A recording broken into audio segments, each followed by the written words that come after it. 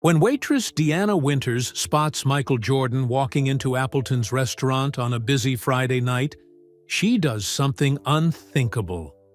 Instead of serving the famous basketball legend, she flat-out refuses, putting her badly needed job at risk. Her shocked manager threatens to fire her immediately, but Deanna won't back down. She has a dark history with Jordan from 15 years ago that's burned into her memory. What Deanna doesn't know is that her 12-year-old son, Elijah, fighting a serious kidney disease in the hospital across town, is Jordan's biggest fan. His room is covered with Jordan posters, and he's counting the days until the basketball star visits the children's ward tomorrow. When Elijah discovers through a friend's video call that his mother just refused to serve his hero, worlds collide in ways no one could predict. Why would a struggling single mother risk everything by refusing to serve Michael Jordan? And what will happen when Jordan discovers the truth about her sick son who worships him? Deanna Winters's feet ached as she pushed through the swinging kitchen doors of Appleton's. The weight of her double shift pressed down on her shoulders like a heavy winter coat. 12 hours on her feet already, and still 3 more to go. "Order up for table 7, Chef Marco called out, sliding 2 steaming plates onto the counter. Deanna tucked a strand of auburn hair behind her ear and forced a smile. Every table meant tips.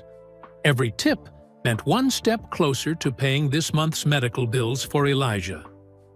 Her 12-year-old son's face flashed in her mind, giving her a second wind as she balanced the plates on her arm. "You hanging in there, Dee?" asked Tanya, another waitress who'd been at Appleton's even longer than Deanna's 3 years. "One foot in front of the other," Deanna replied, her standard answer these days. Appleton's wasn't just any restaurant in Portland. With its crystal chandeliers and white tablecloths, it attracted the wealthy and sometimes even celebrities.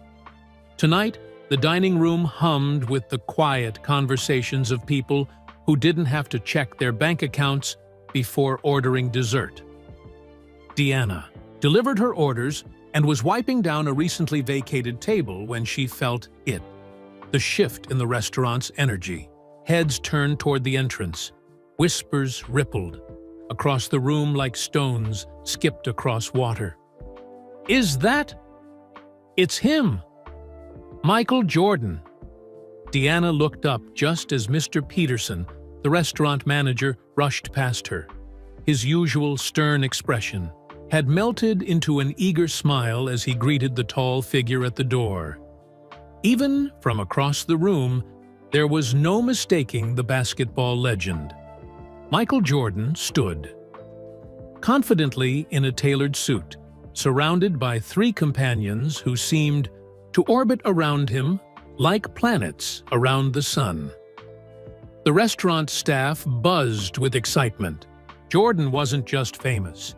He was legendary. Deanna had heard her son talk about him enough to know that much. "All hands on deck," Mr. Peterson announced as he returned to the staff station. "Jordan and his party get VIP treatment. Winters, they're in your section." Deanna's heart sank. "Sir, Kevin's section is empty. Maybe he could—" "This isn't up for discussion," Mr. Peterson cut her off. "They requested the corner booth. That's your section today." Kevin, a young waiter who had been hovering nearby, looked disappointed. "I would have traded," he whispered as Mr. Peterson walked away. Deanna took a deep breath and smoothed her black apron. It was just another table. Just another customer. The fact that her son had Jordan's poster above his hospital bed didn't matter. Right now, she had a job to do. As she approached the table, Jordan laughed at something one of his companions said. The sound was rich and commanding, filling the space around him. Up close, he was even taller than she'd imagined. "Good evening, gentlemen," Deanna began, her professional smile firmly in place. "Welcome to Appleton's.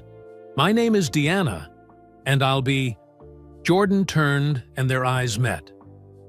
In that split second, the restaurant around them seemed to fade away. Instead, Deanna was back in Chicago, back in her police uniform, back on that rainy night 15 years ago, when everything changed. The flash of recognition hit her like a physical blow. Her hand trembled, water spilling over the edge of the glass she was pouring. "Ma'am, you okay?" one of Jordan's companions asked. But Deanna couldn't speak. Her throat had closed up, memories flooding her mind. The nightclub, the chaos, her partner's scream, the silhouette of a tall, well-known figure disappearing into the night as her career crumbled around her. Jordan looked at her with mild curiosity, no recognition in his eyes. "I'm sorry," Deanna finally managed, setting down the water pitcher. Her voice sounded distant to her own ears. "I can't serve this table." One of Jordan's companions raised an eyebrow. "Excuse me?" "I said I can't serve this table." Her voice was stronger now, resolve hardening within her. "I'll have another server assist you immediately." Without waiting for a response, Deanna turned and walked away, feeling their confused stares burning into her back. The restaurant had gone quiet, dozens of eyes watching her retreat. Kevin intercepted her halfway to the kitchen. "What happened? Did you recognize Michael Jordan?" "Get Mr. Peterson," she said, her voice barely above a whisper. "Tell him I need someone else to take that table." Kevin hesitated, then nodded and hurried off. In the kitchen, Deanna pressed her back against the cool tile wall, trying to steady her breathing. She hadn't had a panic attack in years, but she recognized the signs. Racing heart, tight chest, the feeling that the floor was tilting beneath her. "Winters!" Mr. Peterson's voice cracked like a whip as he pushed through the kitchen doors. His face was flushed with anger. "What is the meaning of this? We have Michael Jordan, the Michael Jordan, sitting in our restaurant, and you refuse to serve him?"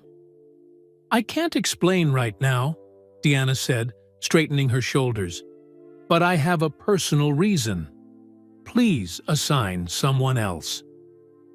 "Personal reason?" Peterson's voice rose an octave. "This is a professional establishment. We don't have personal reasons when it comes to serving customers, especially VIPs." Chef Marco and the kitchen staff pretended to focus on their cooking, but Deanna knew they were hanging on every word.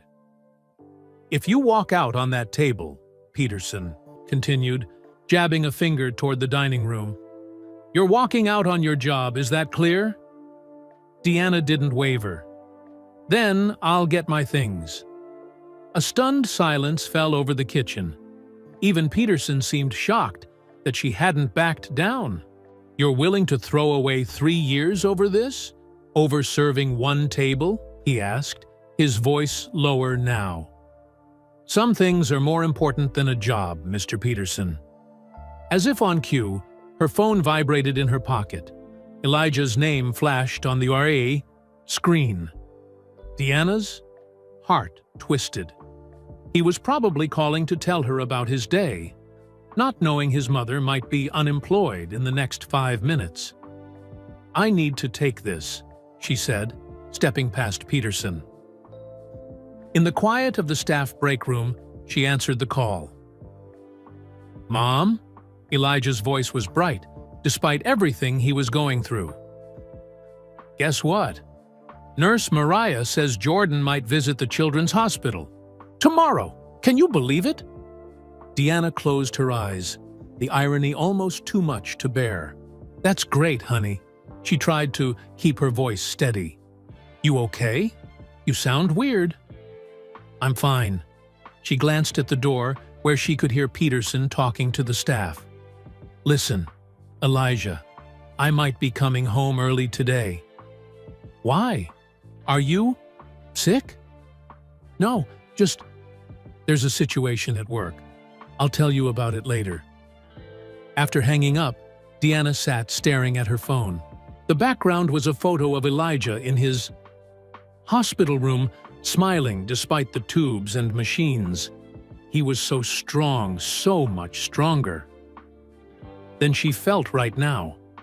A soft knock on the door made her look up. Tanya stood there, concern etched on her face. "The whole restaurant's talking about it," Tanya said. "What happened out there, Dee?" Deanna shook her head. "It's complicated.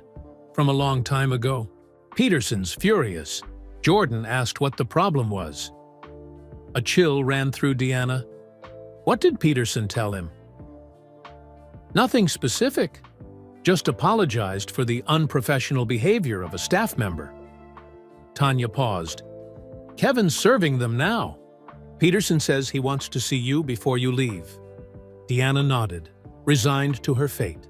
As Tanya left, she pulled out her phone again, opening her photo gallery to a folder she rarely looked at.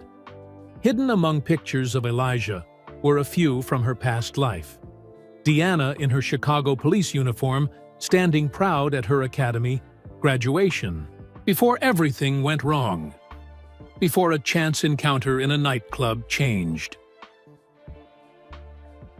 the course of her life.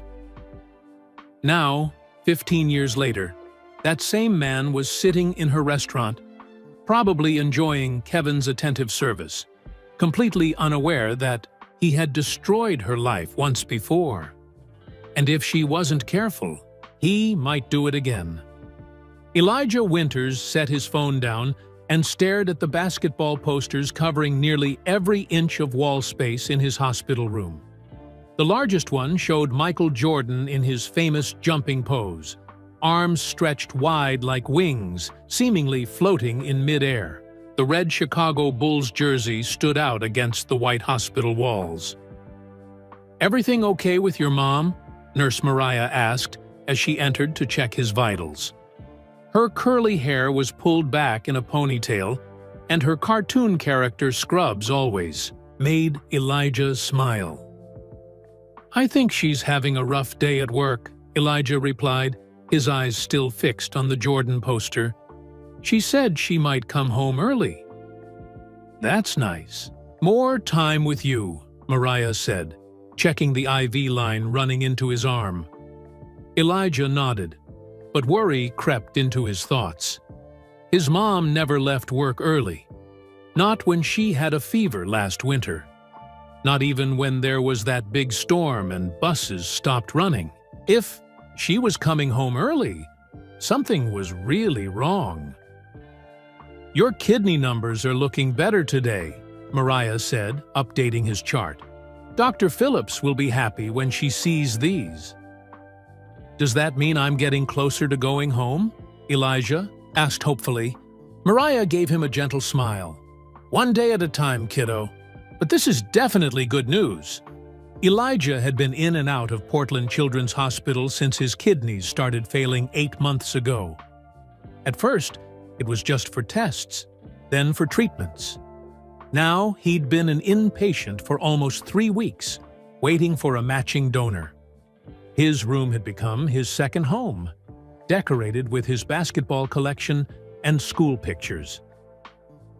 "Did you hear about Michael Jordan coming tomorrow?" Mariah asked, knowing it would lift his spirits. Elijah's face brightened immediately. "Yes, that's what I was calling Mom about. Do you think he'll visit this floor? Will he sign my jersey?" The excitement in his voice made him sound like any normal 12-year-old, not a boy who'd been fighting a serious illness for months. "I hear he always visits the kidney wing when he goes to children's hospitals," Mariah said with a wink. It was a little white lie, but seeing Elijah's eyes light up made it worthwhile. "Really?" Elijah reached under his pillow and pulled out a well-worn book. "Did you know he was cut from his high school basketball team?" but he didn't give up. That's what I love about him. He never gives up. Mariah sat on the edge of his bed, listening as Elijah launched into facts about Jordan's career, his scoring records, championship rings, and famous games. She'd heard these stories dozens of times, but Elijah's enthusiasm never dimmed. And when he had the flu during the '97 finals, Elijah continued, he still played and scored 38 points. Mom says that's what real strength looks like, doing what needs to be done even when you feel terrible. Your mom sounds pretty wise, Mariah said. She is, Elijah agreed, hugging the book to his chest. She works really hard, 2 jobs sometimes. Mariah glanced at the collection of Jordan memorabilia, shoes, trading cards, and even a piece of the United Center floor in a glass case. Where did all this Jordan stuff come from? It must have cost a fortune. Elijah's expression softened. My dad got most of it before he left. The room grew quiet. Mariah knew the basics from Elijah's file. Father left shortly after the diagnosis, missed child support payments, sporadic visits that became less and less frequent. He promised to come back when I get better, Elijah added, his voice smaller now. But Mom says we're doing fine on our own. Mariah checked his blood pressure, giving him a moment to collect himself. You know what I'm going to ask Jordan when I meet him? Elijah asked, bouncing back to his enthusiastic self. I'm going to ask him what it feels like to fly. Because when he jumps, it looks like he's flying, doesn't it? It sure does, Mariah agreed, relieved by the subject change. Now, it's time for your medicine. And then some rest. You need your strength if you're meeting a legend tomorrow. After taking his pills, Elijah reached for his notebook, a gift from his mother on the first day of his hospital stay. On the cover, written in her neat handwriting, were the words, "Champions, keep notes." Inside, he kept a basketball journal with statistics, drawings, and thoughts about his favorite players.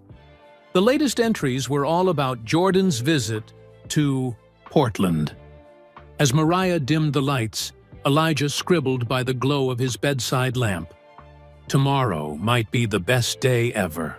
Just like Mom always says, never give up, because you never know what amazing thing is waiting around the corner. The hospital grew quieter as evening approached. Down the hall, younger kids were settled in for movie night, their laughter occasionally drifting into Elijah's room. But he preferred the quiet, using the time to watch basketball highlights on his tablet. Tonight's video was Game 6 of the 1998 NBA Finals, Jordan's last game with the Bulls, and the famous last shot. Elijah knew every move, every pass, but he still held his breath when Jordan stole the ball from Karl Malone with less than 20 seconds left. His phone buzzed with a text from his best friend Toby. Going to Appleton's for dinner. Dad says it's super fancy. Wish you were here. Elijah smiled sadly. He missed normal things like going to restaurants. His mom had promised to take him to Appleton's to celebrate when he got better. She'd been working there since they moved to Portland 3 years ago. He texted back, "Take pictures of the fancy food." As he set his phone down, a strange feeling washed over him, like someone walking over his grave, as his grandma used to. Say! He glanced at his Jordan poster, at the determined look in the basketball star's eyes. What would you do if you were stuck in a hospital instead of soaring through the air? Elijah whispered to the poster. Would you give up? The answer came not from the poster, but from what his mother had taught him about Jordan's mindset. Never give up. Fight through. Find a way. Elijah reached for his notebook again and wrote, Like MJ, I will not be defined by setbacks, but by comebacks." He was about to close the notebook when his phone lit up with another text from Toby. This one made his heart stop. "Dude, Michael Jordan just walked into the restaurant. For real?" Elijah stared at the message in disbelief. Jordan was at Appleton's, where his mom worked? Right now? His fingers flew across the screen. "Are you serious? Take a picture." Seconds later, a blurry photo appeared, distant but unmistakable. Michael Jordan in the flesh, being seated at a corner table. Elijah's mind raced. His mom had called saying she was coming home early. Jordan was at her restaurant. These two facts collided in his head, not making sense together. Unless... His phone rang. Toby was video calling. "Can you believe it?" Toby whispered excitedly when Elijah answered. The phone camera shook as Toby tried to discreetly point it toward Jordan's table. "My dad says he's in town for some charity event." "Is my mom there?"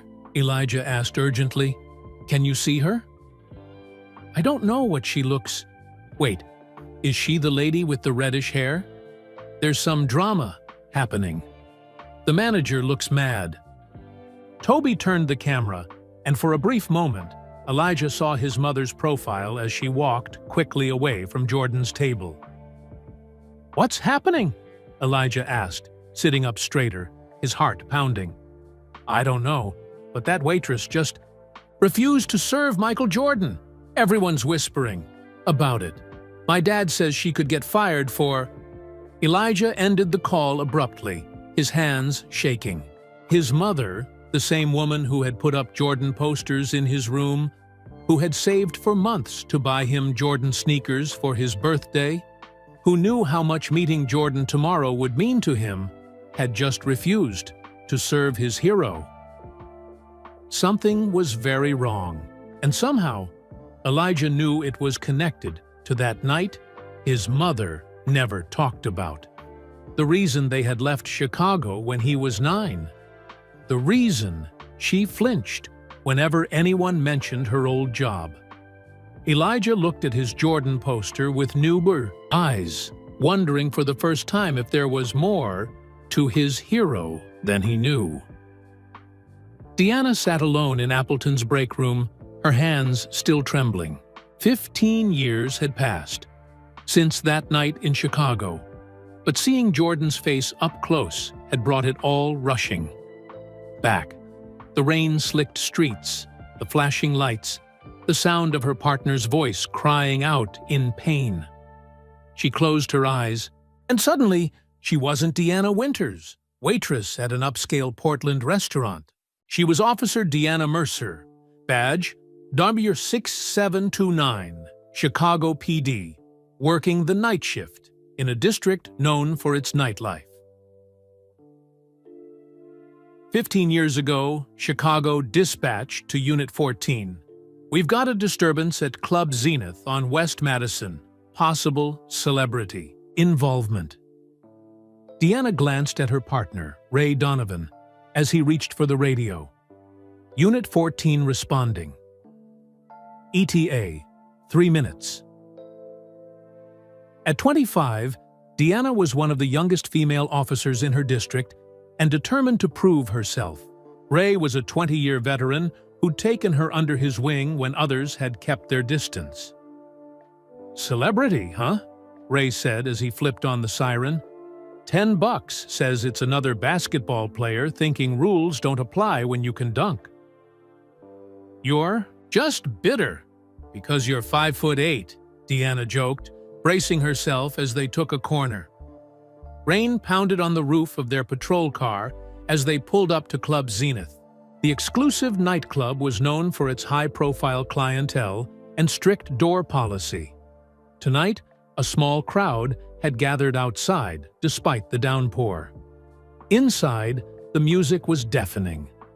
The manager, a nervous man in a shiny suit, led them through the packed dance floor toward the VIP section. "He's a regular here," the manager shouted over the music. "Never caused problems before, but tonight he's had too much to drink." When the bartender cut him off, he got upset. The VIP section was separated from the main club by velvet ropes and a burly security guard who nodded at their uniforms and stepped aside. Inside, a group of well-dressed men surrounded a table covered with empty bottles. "That's him," the manager pointed discreetly. Deanna couldn't see clearly through the crowd, but she caught a glimpse of a tall figure in designer clothes, his back to them as he argued with someone. "Sir," Ray called out, his voice carrying the authority of 2 decades on the force, "we need to have a word." The tall man turned, and Deanna caught her first glimpse of his face. Handsome, with an eye distinctive look she recognized from billboards and TV commercials. The sports star's eyes were glassy, his movements slightly uncoordinated. "Is there a problem, officer?" one of his companions asked, stepping forward. "We were just leaving." "The establishment has asked your friend to leave," Ray explained calmly. "We're here to make sure that happens without incident." "Do you know who he is?" another man from the entourage demanded. Ray's expression didn't change. "Don't care if he's the Pope. Rules apply to everyone." That's when things escalated. The E2 celebrity took offense. Words were exchanged, and suddenly, the VIP section erupted into chaos. Someone shoved Ray. Glass broke. The crowd surged. Deanna found herself separated from her partner by a wall of bodies. She heard Ray call her name, followed by a crash and a cry of pain. By the time she fought her way through, Ray was on the ground, clutching his knee, his face contorted in agony. The celebrity and his entourage were already being whisked out through a back exit. "Officer down!" Deanna radioed, kneeling beside her partner. "I need an ambulance at Club Zenith." Later, at the hospital, the doctor's words sealed Ray's fate. "The ligaments are completely torn. With this kind of damage, he'll never return to active duty." Present day, Portland. A knock on the break room door yanked Deanna back to the present. Mr. Peterson stood in the doorway, his arms crossed. "I need an explanation, Winters," he said, his voice calmer now but no less stern. "A real one." "What? Just happened out there?" Deanna straightened her shoulders. "I have history with Mr. Jordan. It's personal." "Personal?" Peterson scoffed. "This is a business. We don't do personal here." "Then consider this my resignation," Deanna said firmly, reaching for her bag. "I'll pick up my final check next week." Peterson's face reddened. "You're throwing away a steady job over some grudge? In this economy? With your situation?" The implied mention of Elijah's medical bills hit Deanna like a slap. Peterson knew she needed this job desperately. He was counting on that need to force her compliance. "Some things matter more than money," she replied, her voice steady despite the fear swirling in her stomach. Before Peterson could respond, Tanya appeared in the doorway. "Sorry to interrupt," she said, looking uncomfortable, "but Mr. Jordan is asking to speak with management about the situation." Peterson's eyes widened. "He's complaining?" "Actually, no," Tanya said, glancing at Deanna. "He said he wants to understand what happened. He seems curious, not angry." Peterson straightened his tie. "Tell him I'll be right there." Once Tanya left, he turned back to Deanna. "Stay here. This isn't over." Alone again, Deanna pulled out her phone and opened the photo gallery app, scrolling to a folder labeled Chicago. She rarely looked at these pictures. The memories were too painful. But now, she needed to remember. There she was in her police uniform, standing proudly beside Ray at their district's annual picnic. Ray with his arm around her shoulders, calling her the daughter he never had. Ray in his hospital bed, his career ended because she couldn't reach him in time. After the incident, the department had pressured her to drop it. The celebrity involved was too powerful, had too many connections. When she refused, filing formal complaints and pushing for charges, things got ugly. Internal Affairs suddenly found inconsistencies in her reports. Fellow officers stopped talking to her. The brass suggested she take a desk job for her own good. She'd held out for 3 months before finally resigning, her reputation in tatters. 2 years later, when Elijah's father left them, she'd moved to Portland for a fresh start, carrying nothing from Chicago except her bitter memories and a sleeping child. Now Michael Jordan sat just 30 feet away, probably enjoying his meal, completely unaware of how he'd destroyed her life, or perhaps not caring. Celebrities like him never faced consequences. They moved through the world cushioned by money and fame, while people like Ray paid the price. Her phone buzzed with a text from Elijah. "Mom, is Michael Jordan really at your restaurant right now?" Deanna's heart sank. How did he know? Then another text appeared. "Toby's there with his parents. He showed me." She closed her eyes. Of course, Elijah's friend Toby, whose parents could afford to dine at places like Appleton's regularly. The universe really had a cruel sense of humor. Tonight, before she could reply, her phone rang. Elijah was calling. She took a deep breath and answered. "Mom?" His voice sounded confused, hurt. "Toby said you wouldn't serve Michael Jordan. That can't be right, can it? You know how much I—" "It's complicated, sweetheart," Deanna cut in, not ready to explain 15 years of pain and injustice to her son over the phone. "There's a history between us, from Chicago." "What history? You never said anything." "All these years I've had his posters, his shoes. You bought me his biography for Christmas." Deanna winced at the accusation in his voice. I know. I didn't want my issues to affect you. I'll explain everything when I get home, I promise." "But Mom, he's supposed to visit the hospital tomorrow. What if he recognizes you? What if he doesn't come because of whatever happened?" The worry in Elijah's voice broke Deanna's heart. For years, she'd kept her past locked away to protect him. Now her worlds were colliding in the worst possible way. "Elijah, listen to me. Nothing will stop Jordan from visiting the hospital. This is between him and me.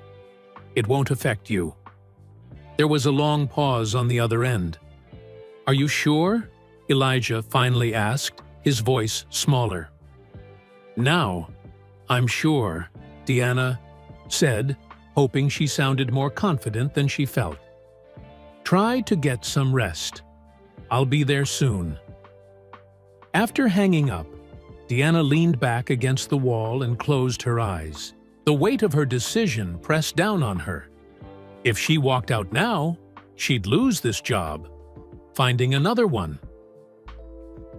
With the flexible hours she needed for Elijah's care would be nearly impossible. But if she stayed, she'd have to serve the man who had cost Ray his career and her badge. The break room door opened, and Tanya stood there, her expression unreadable. "He's asking for you," she said quietly. "Jordan wants to speak with you personally." Deanna's breath caught in her throat. "What?"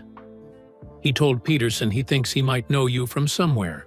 He wants to talk to you in private." The past, it seemed, wasn't done with Deanna Winters just yet. Elijah stared at his phone after his mother hung up. A mix of emotions swirled inside him: confusion, disappointment, and a growing sense that there was much more to this story than his mother was telling him. "Everything okay?" Nurse Mariah asked, poking her head into his room. "I don't know," Elijah admitted. "My mom just refused to serve Michael Jordan at her restaurant." Mariah's eyebrows shot up. "Wow, that's unexpected." "She said there's some history between them from Chicago," Elijah explained, fidgeting with his IV tube. "But that doesn't make sense. She's never mentioned knowing him." Mariah sat on the edge of his bed. "Adults can be complicated, Elijah. Sometimes they keep things to themselves to protect the people they love. But why would she need to protect me from knowing she met Michael Jordan?" Elijah glanced at the IBTU basketball posters covering his walls. "She knows how much I admire him." "Maybe that's exactly why," Mariah suggested gently. Before Elijah could respond, his phone buzzed with another video call from Toby. He hesitated, then answered. "Dude," Toby whispered, his face filling the screen. "Something weird is happening. Your mom disappeared into the back, and now Jordan's asking about her." "What?" Elijah sat up straighter. "What's he saying?" Toby glanced around to make sure no one was watching him film. "I can't hear everything, but—" He asked the manager who she was. He looked, I don't know, thoughtful? Not mad, like you'd expect. "Can you get closer?" "No way. My parents would kill me if they caught me spying." Toby paused, then added, "Wait, the IO manager just went to the back. I think he's getting your mom." Elijah's heart raced. What would happen when his mother faced Jordan again? Would she tell him about whatever happened in Chicago? Would it ruin Jordan's hospital visit tomorrow? "I should go," Toby whispered suddenly. "Dad's giving me the look." The video cut off abruptly. Elijah dropped his phone on the bed, his mind spinning. Part of him wanted to call his mom back immediately and demand answers. Another part was afraid of what those answers might be. He looked at the Jordan poster, above his bed, the one where Jordan held 6 championship trophies, looking invincible. Elijah had always seen Jordan as a hero, someone who overcame every obstacle through sheer determination. But what if there was another side to him? A side his mother had seen that he hadn't? His gaze drifted to the small framed photo on his nightstand. Elijah, at age 9, sitting on his mother's shoulders at a Chicago park, both of them laughing. It was taken just weeks before they left for Portland.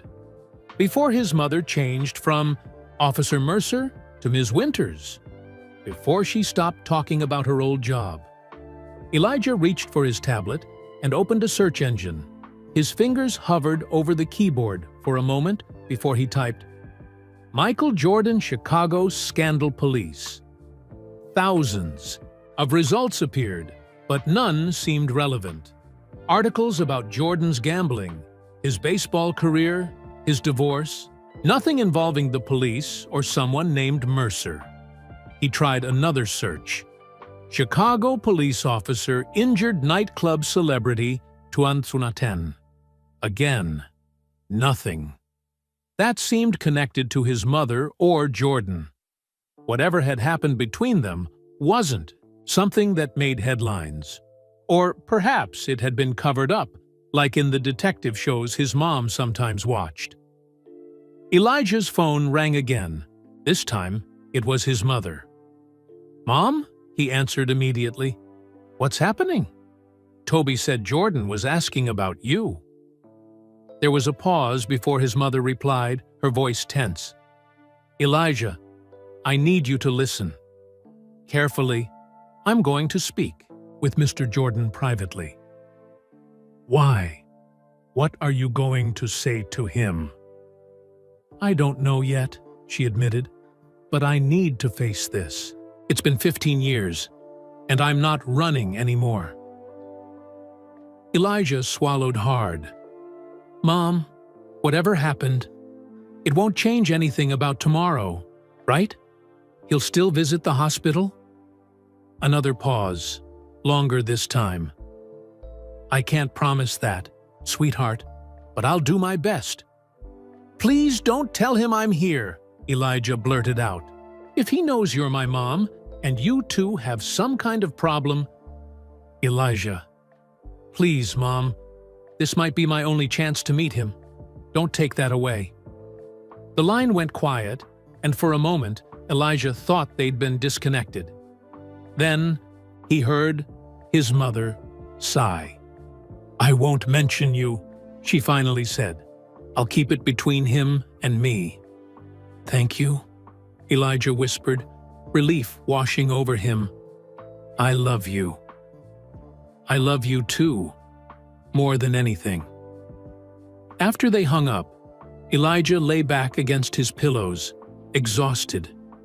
The excitement of potentially meeting his hero tomorrow was now tangled with worry about what would happen between Jordan and his mother tonight.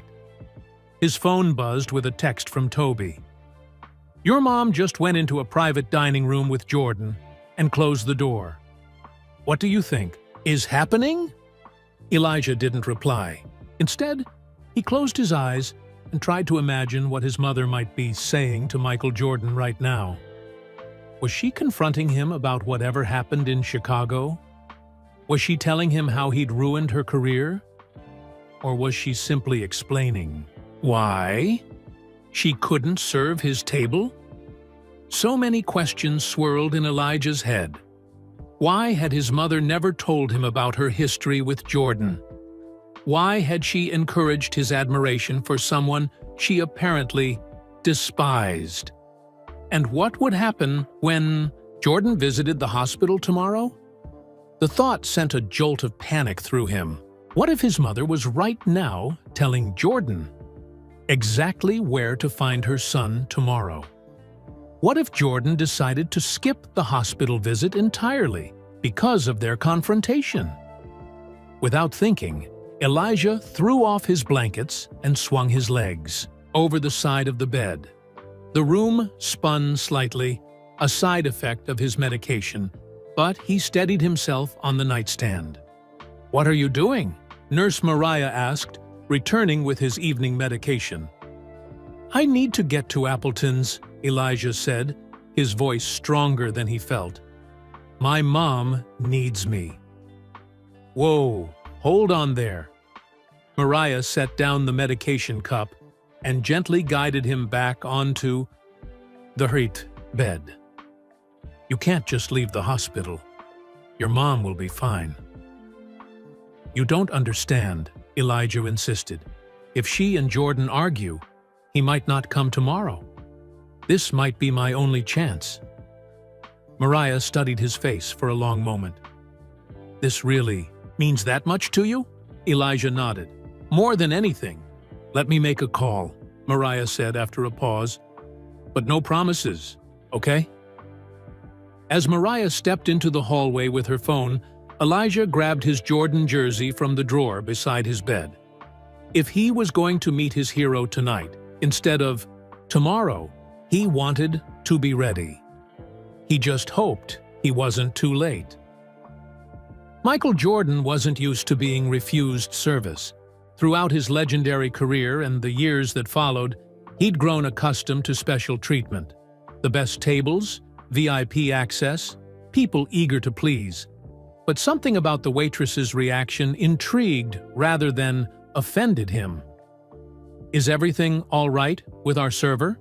Jordan asked the restaurant manager who had rushed over, apologizing profusely. I'm terribly sorry, Mr. Jordan. Deanna, Ms. Winters, is dealing with a personal matter. I've assigned Kevin to your table. He's our finest server. Jordan nodded, but his eyes followed the auburn-haired waitress as she disappeared into the back of the restaurant. Something about her seemed familiar, though he couldn't place it. Do you think he recognized her? Marcus Wesley, Jordan's longtime friend and business partner, asked quietly after the manager left. Who? Jordan turned back to the table. The waitress, the way she looked at you, like she'd seen a ghost. Jordan shook his head. I meet thousands of people every year. Can't remember them all. But as Kevin served their appetizers with nervous enthusiasm, Jordan's mind kept drifting back to the waitress's face. The flash of recognition in her eyes wasn't the usual star-struck reaction he encountered daily. It was something else. Something that looked almost like fear or anger. We should consider leaving, suggested Thomas Powell, Jordan's security consultant. This kind of situation can escalate. Someone could be setting up a scene for social media. It's fine, Jordan replied, taking a sip of water. The food here is supposed to be excellent. But halfway through the main course, Jordan found himself still distracted. The restaurant hummed with energy around them, other diners stealing, glances at his table while pretending not to stare. Marcus, Jordan said suddenly. That waitress. What was her name again? Deanna something. The manager mentioned it. Deanna. Jordan repeated the name, trying to place it. From Chicago, maybe? Marcus raised an eyebrow. You think you know her from back home? Jordan tapped his fingers on the table thoughtfully. Not sure, but I'd like to find out. Thomas frowned. Michael, we have the hospital visit tomorrow morning, then the charity event. We don't have time for... It'll just take a minute. Jordan cut him off with the same decisive tone he'd used countless times on the court. He signaled to Kevin, who practically sprinted to their table. Yes, Mr. Jordan? The waitress who was originally assigned to our table, Deanna, is she still here? Kevin glanced nervously toward the back of the restaurant. Yes, sir. She's in the break room. Mr. Peterson is deciding whether to... That is, they're having a meeting. She might lose her job over this? Jordan asked, his brow furrowing. Kevin hesitated, then nodded. Could you ask Mr. Peterson to come over? I'd like a word. As Kevin hurried away, Marcus leaned forward. What are you thinking, MJ? I'm not sure yet, Jordan admitted. Just following my instincts. The manager appeared almost instantly, smoothing his tie and offering another round of apologies. No need for that, Jordan said. I'd like to speak with Deanna privately. Mr. Peterson blinked rapidly. Sir, I assure you, her behavior doesn't reflect our establishment's standards. If she's offended you in any way... She hasn't, Jordan said firmly. I just want to talk with her. Is there a private space we could use? Of course. The wine room is empty at the moment. Peterson looked confused but didn't dare refuse. Should I have security present? Jordan almost laughed. That won't be necessary. After Peterson left to fetch Deanna, Thomas shook his head disapprovingly.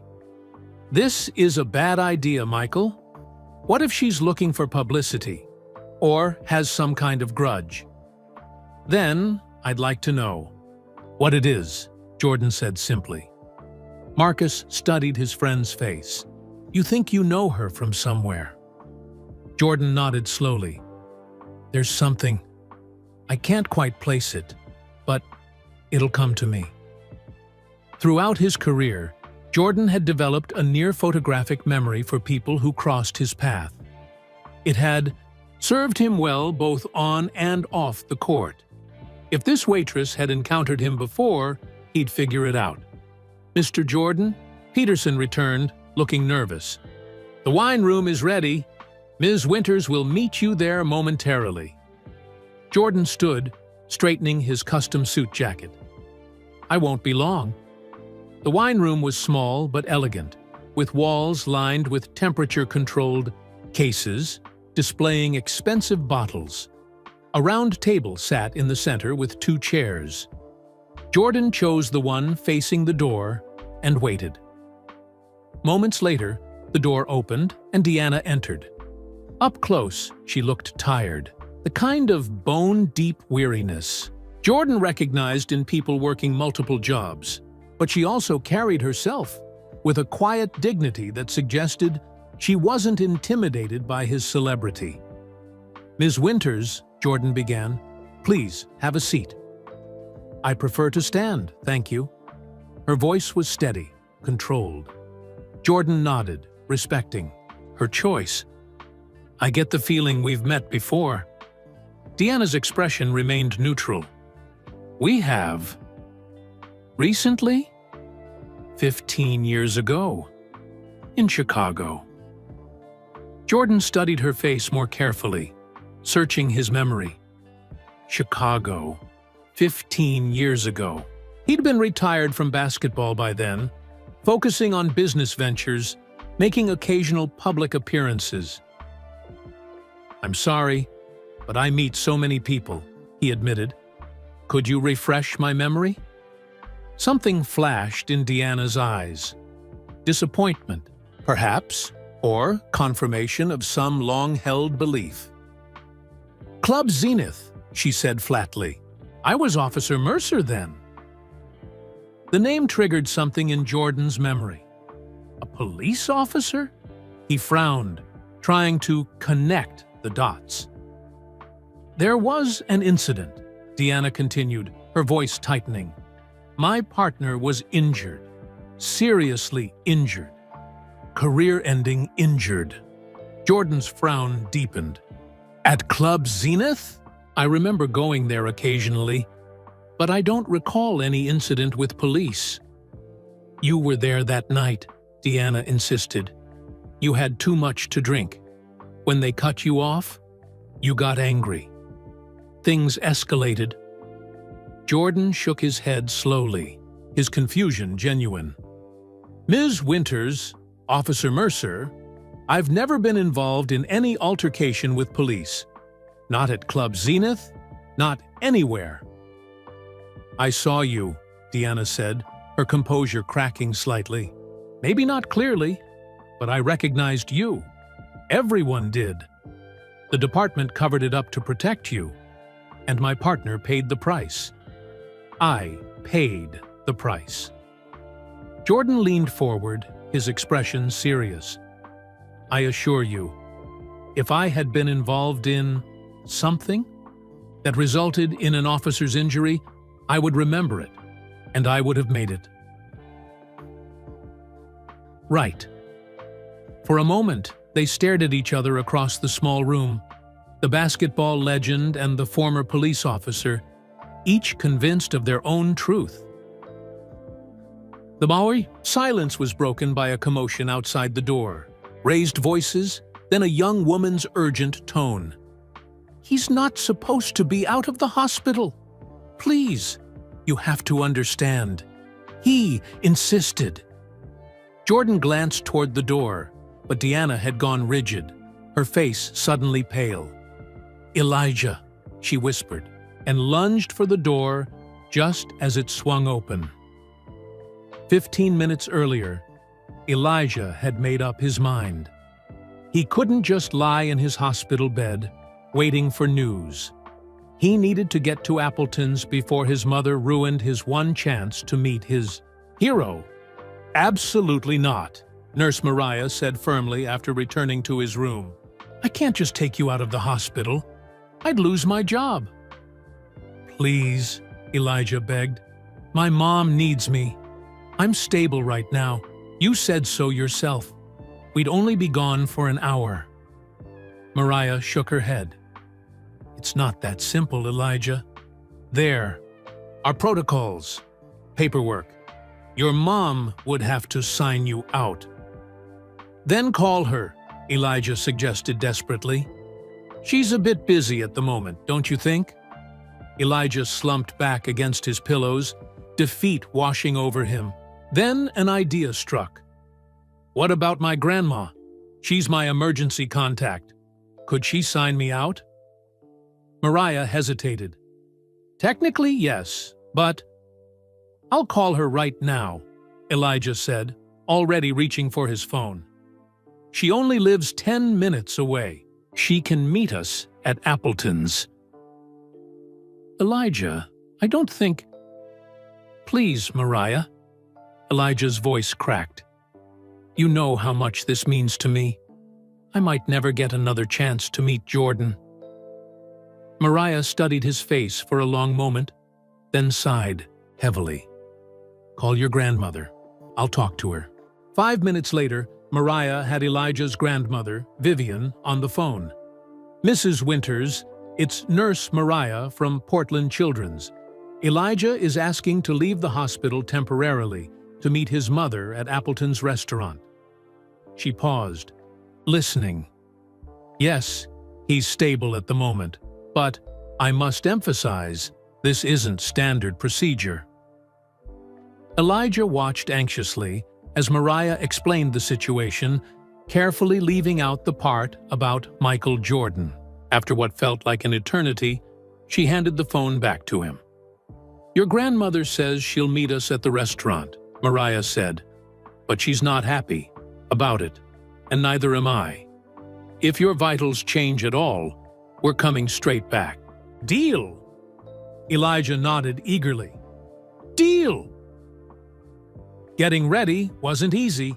His legs felt wobbly after being in bed so long, and he had to disconnect from some of the monitoring equipment, which set off alarms at the nurse's station. Mariah quickly silenced them, explaining to her supervisor that she was taking Elijah for a short walk around the ward. A half-truth that made Elijah feel guilty, but not enough to change his mind. I can't believe I'm doing this, Mariah muttered as she helped him into a wheelchair. This is completely against protocol. You're the best nurse ever, Elijah said, putting on his Jordan jersey over his hospital gown. Mariah rolled her eyes, but couldn't suppress a smile. Don't push it, kid. They took the service elevator down to avoid questions and exited through a side entrance where hospital staff parked. Mariah's small blue Toyota was waiting in the staff lot. I'm breaking about a dozen rules right now, she said, as she helped Elijah into the passenger seat. If anything happens to you... It won't, Elijah promised. I feel fine, better than fine. That wasn't entirely true. His head felt light, and there was a familiar ache in his lower back that usually signaled his kidneys were struggling. But he wasn't about to mention that now. The drive to Appleton's took just 15 minutes. As they pulled into the parking lot, Elijah spotted his grandmother's silver sedan already waiting. Vivian Winters, a stern-looking woman. In her 60s, with the same auburn hair as his mother, stood beside it, with her arms crossed. This is a terrible idea, were her first words as Mariah helped Elijah out of the car. What's so important that you had to leave the hospital? Mom needs me, Elijah said simply, knowing his grandmother wouldn't understand about Jordan. Vivian's expression softened slightly. Deanna called me in tears earlier, said something happened at work. Is that what this is about? Elijah nodded, avoiding her eyes. It wasn't a complete lie. His mother did need him, just not in the way his grandmother thought. Let's get you inside then, Vivian said, taking over the wheelchair from Mariah. You're looking pale. Inside Appleton's, the hostess's eyes widened at the sight of a boy in a wheelchair wearing a hospital gown under a basketball jersey. Do you have a reservation? We're here to see Deanna Winters, Vivian explained. She works here. It's a family emergency. The hostess hesitated. Ms. Winters is in a private meeting right now. She lowered her voice. With Michael Jordan. Elijah's heart leaped. He was still here. That's who I need to see. The confusion on the hostess's face would have been comical under different circumstances. You need to see Michael Jordan? He's Deanna's son, Vivian explained, clearly annoyed by the delay. Where is she? The wine room, but I can't just... Elijah didn't wait for her to finish.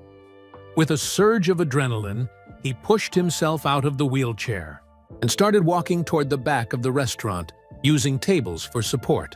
His grandmother called after him, but he kept moving, ignoring the stares from other diners. A waiter pointed him toward a hallway. When he asked for the wine room, his legs felt heavier with each step, and the ache in his back was intensifying. But Elijah pressed on. He could hear Mariah and his grandmother hurrying behind him, Mariah urgently explaining that he shouldn't be exerting himself. When he finally reached the wine room door, Elijah paused, suddenly uncertain. What would he say? What if Jordan was angry about his mother's behavior? What if his mother was angry at him for leaving the hospital? He took a deep breath and reached for the door handle just as voices rose on the other side. I saw you, his mother was saying, her voice strained. Maybe not clearly, but I recognized you. I assure you, came a deeper voice that Elijah instantly recognized from interviews and commercials. If I had been involved in something that resulted in an officer's injury, I would remember it. Elijah's hand tightened on the door handle. They were talking about what happened in Chicago. This was his chance to understand everything. Behind him, Mariah called out, "He's not supposed to be out of the hospital. Please, you have to understand," he insisted. Elijah pushed the door open, and suddenly he was face to face with both his mother and Michael Jordan. His mother's eyes widened in shock. "Elijah," she whispered, lunging toward him. But it was too late. The room started spinning, dark spots dancing across Elijah's vision. His knees buckled, and he felt himself falling. The last thing he saw before darkness claimed him was Michael Jordan moving with the same swift reflexes that had made him a legend on the basketball court, reaching out to catch him before he hit the floor. "Elijah!" Deanna's scream echoed through the wine room as she rushed forward, but Jordan was faster. His strong arms caught the boy's limp body before it hit the floor. "Who is this?" Jordan asked, carefully lowering Elijah to the ground. "My son," Deanna said, dropping to her knees beside them. "He's supposed to be in the hospital. He has kidney disease." Nurse Mariah pushed into the room, medical training taking over. "Lay him flat. Give him space." She pressed her fingers to Elijah's wrist, counting silently. "His pulse is rapid but steady. He's just fainted." Deanna cradled her son's head in her lap, brushing his hair from his forehead. "Elijah, can you hear me? Wake up, sweetheart." Elijah's eyelids fluttered, then opened slowly. "Mom?" he mumbled, disoriented. Then his gaze shifted to the tall figure kneeling beside his mother. "Michael Jordan?" For a moment, the room was silent. Jordan looked from the boy to Deanna, recognition dawning on his face. "Your son is a fan." It wasn't a question. Jordan had spotted the jersey the moment Elijah entered the room. "The biggest," Deanna admitted softly. Jordan's expression softened as he addressed Elijah. "Hey there, young man. That was quite an entrance." Elijah tried to sit up, but Mariah gently pushed him back down. "Stay still for a minute. Your body needs time." "I can't believe it's really you," Elijah said, his voice weak but filled with awe. "I've watched all your games, even the Wizards ones." A small smile tugged at Jordan's lips. "Not my finest hours. Still better than most players' best days," Elijah countered. Outside the wine room, a small crowd had gathered. Restaurant staff peered in anxiously, while Jordan's security consultant tried to keep everyone back. "We should get him back to the hospital," Mariah said to Deanna. His grandmother is calling an ambulance. At the mention of an ambulance, Elijah's face fell. No, please. I'm fine now. Really? You're not fine, Deanna said firmly. You collapsed, Elijah. You shouldn't have left the hospital in the first place. I had to, Elijah insisted, his eyes darting between his mother and Jordan. I heard you two were talking, and I was afraid. He trailed off, suddenly looking very young and vulnerable. Afraid of what? Jordan asked gently. Elijah swallowed hard. That you wouldn't visit the children's hospital tomorrow because of whatever happened between you and Mom. Understanding passed across Jordan's face. He looked at Deanna, then back at Elijah. Is that where you're staying? Portland Children's? Elijah nodded. 4th floor, kidney wing. I see. Jordan's tone was thoughtful. Well, I can't have my biggest fan thinking I'd skip a hospital visit, can I? Hope bloomed on Elijah's pale face.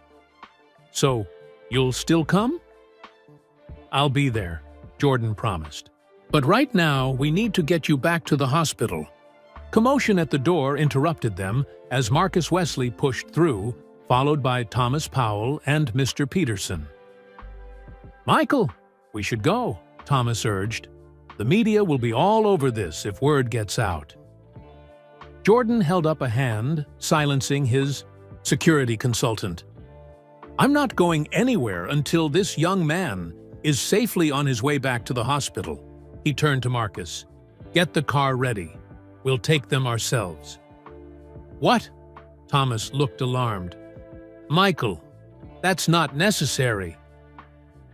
It is to me, Jordan said with finality. Deanna stared at him in disbelief. After 15 years of blaming this man for destroying her career, her life, here he was offering to help her son. Mr. Jordan, you don't have to.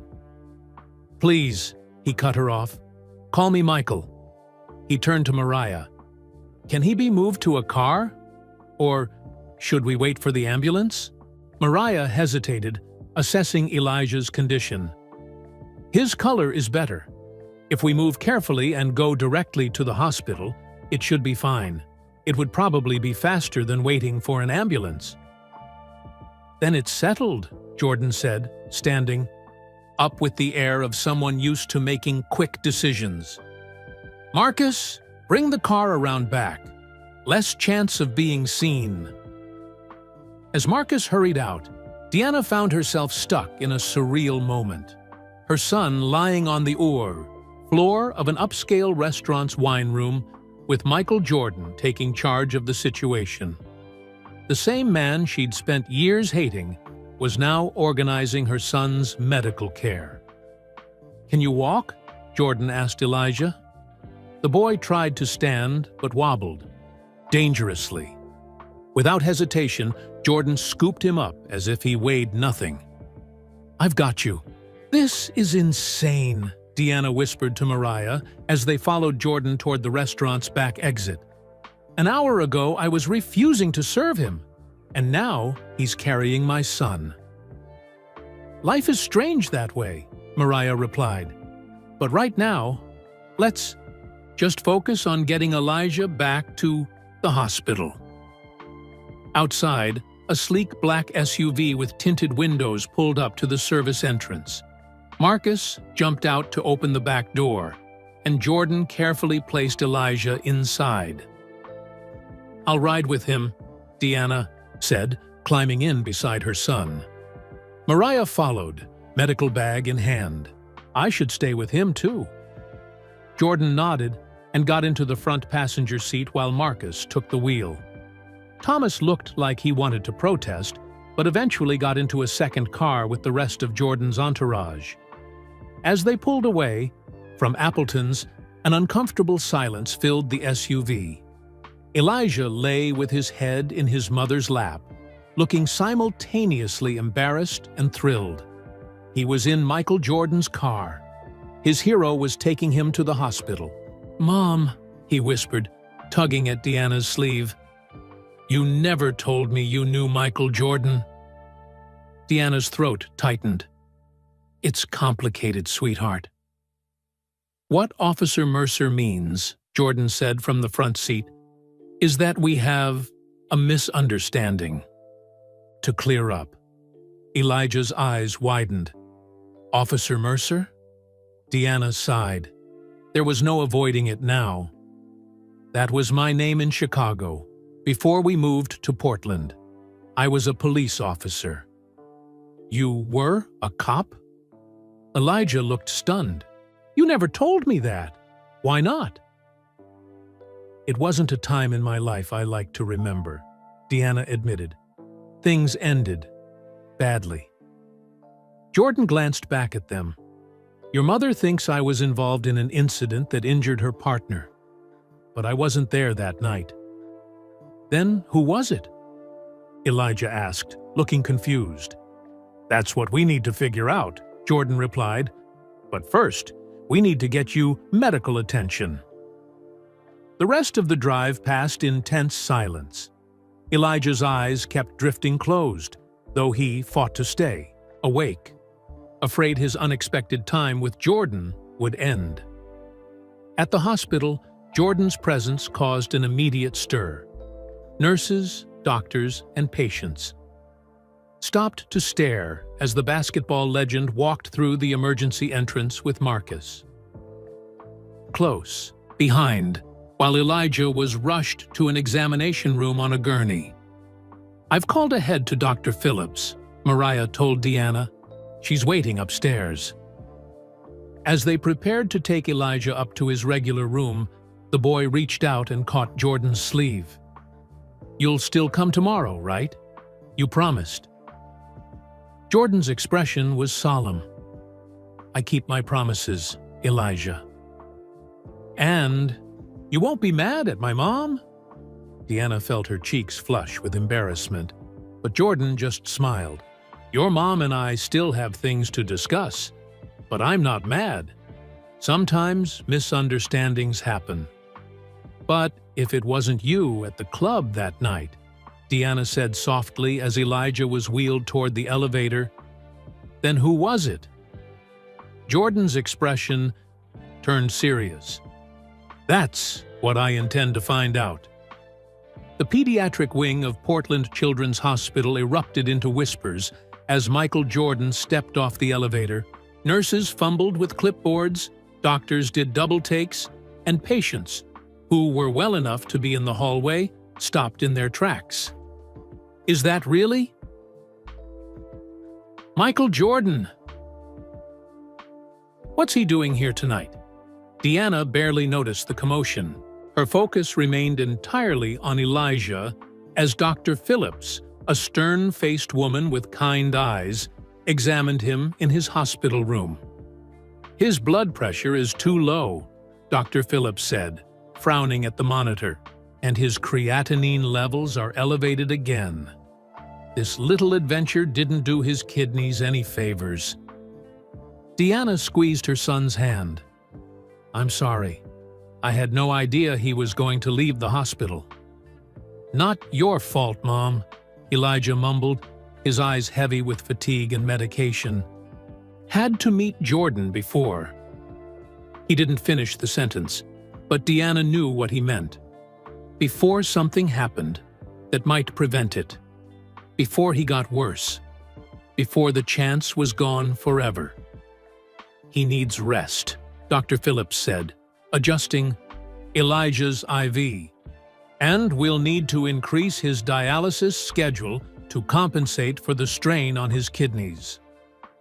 Jordan stood quietly in the corner of the room, Marcus beside him. They had followed Elijah's gurney up to the pediatric nephrology ward, drawing stares and whispers along the way. Thomas Powell appeared in the doorway, looking tense. "Michael, we need to get going. Your schedule tomorrow." "Can be adjusted," Jordan finished firmly. He turned to Dr. Phillips.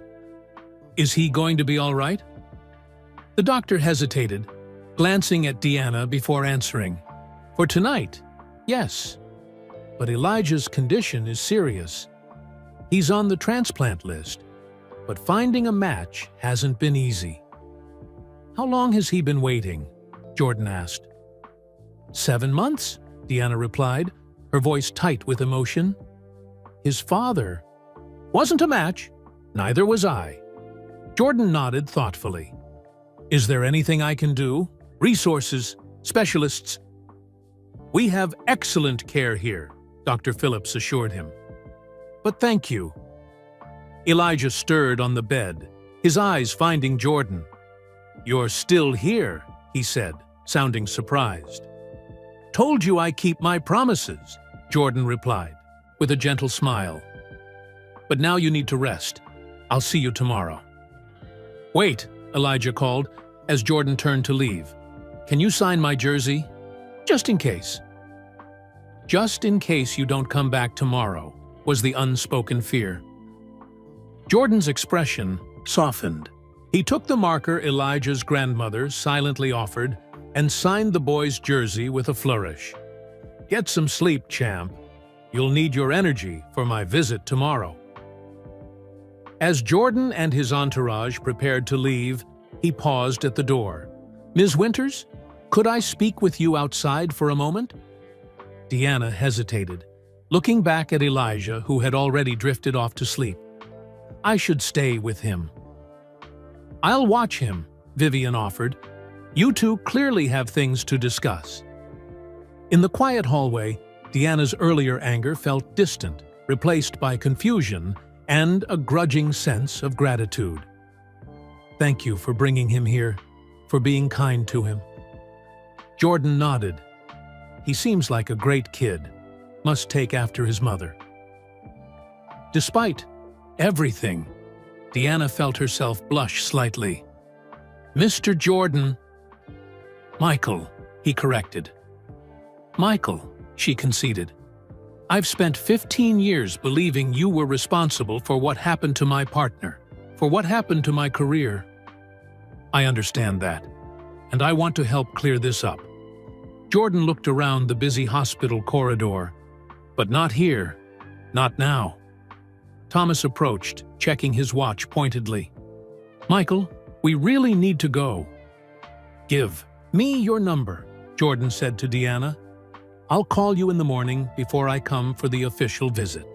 Deanna hesitated, then recited her cell number, which Jordan entered into his phone. There's one more thing, Jordan said, lowering his voice. The nightclub incident. If you have any documentation, photos, police reports, anything from that night, I'd like to see it. Why?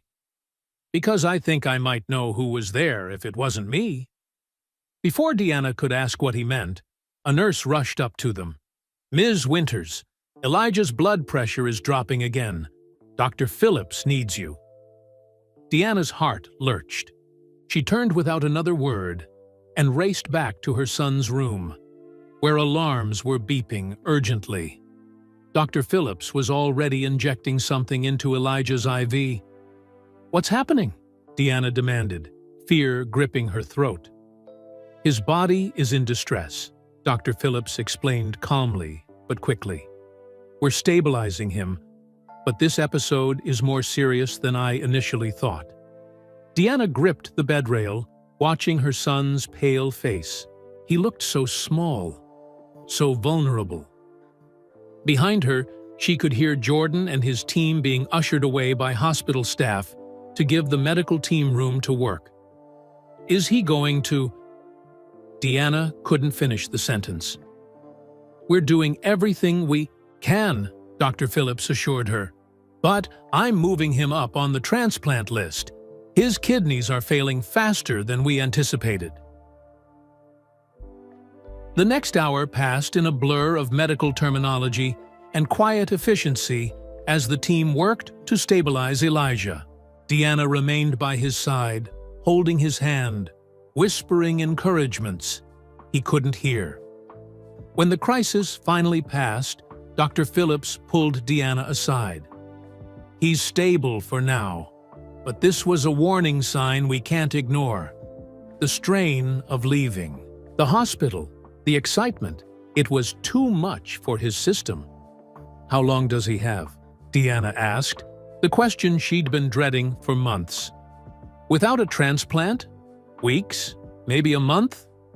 Dr. Phillips's voice was gentle but honest. "I'm sorry, Deanna." Vivian stood beside her daughter, arm around her shoulders for support. "We'll get through this. We always do." Deanna nodded numbly, her mind racing.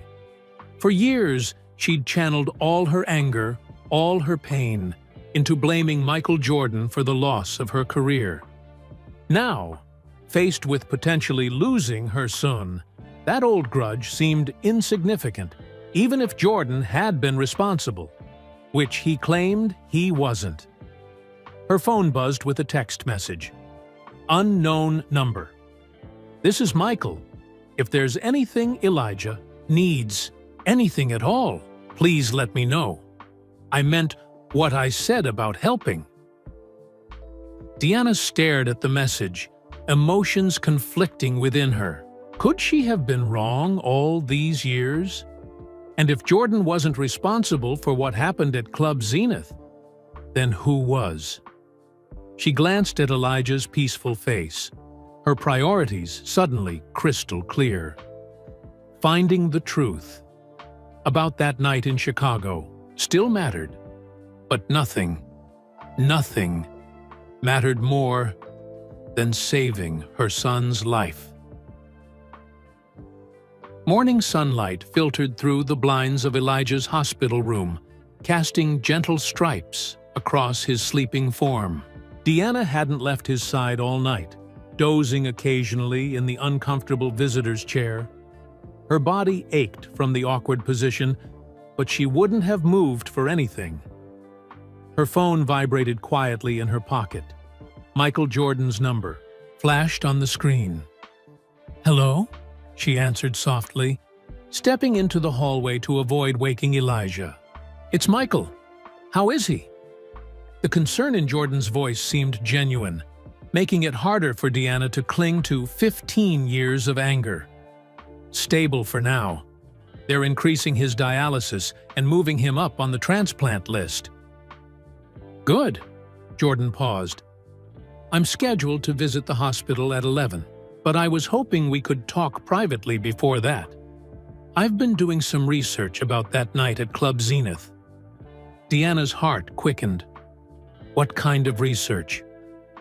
"The kind that might explain who you actually saw that night." Another pause. "Do you have that photo you mentioned from your police file?" "Yes," Deanna admitted. She'd kept all the documentation from the incident, unable to let it go, even after leaving Chicago. "I have everything." "Can you meet me in the hospital cafe at 10? Bring whatever you have." Deanna glanced back at Elijah's room. "I don't want to leave him." "Just for 30 minutes, Jordan urged. "This is important, Deanna. For both of Ife. Us!"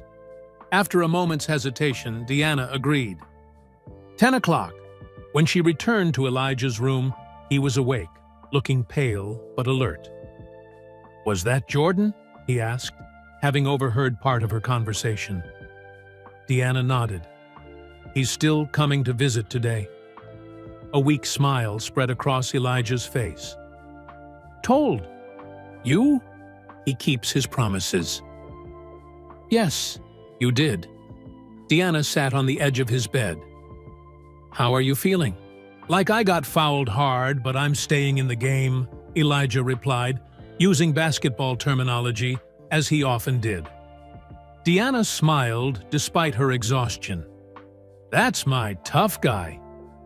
"Mom," Elijah said, his expression turning serious, "are you going to tell me what happened in Chicago between you and Jordan?" Deanna took a deep breath. She'd been protecting Elijah from her past for so long that sharing it now felt strange. But he deserved to know. "I was a police officer there. A good one, I think." Why did you never tell me? Because it ended badly, and I didn't want you to. She struggled to find the right words. I didn't want you to think less of me for failing.